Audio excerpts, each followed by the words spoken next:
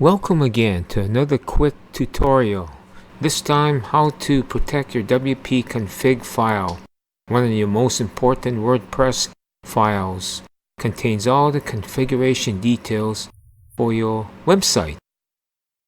And examples would be your database name, user password, and host, and much more. What we're going to do is code a script in the htaccess file, protect the wp-config.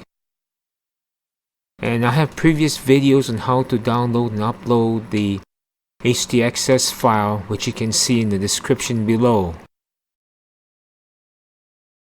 For those of you who saw my last video on how to protect the htaccess file, this is the same file, an example that I'm using. So you might recognize the protect htaccess script and protect all dot files.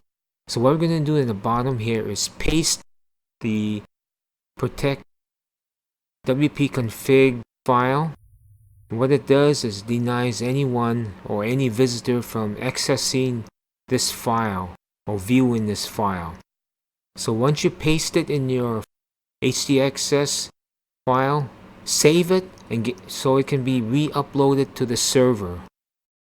Another option you have for stronger protection of your wp-config file is to move it to another location instead of the default public HTML folder where it normally exists.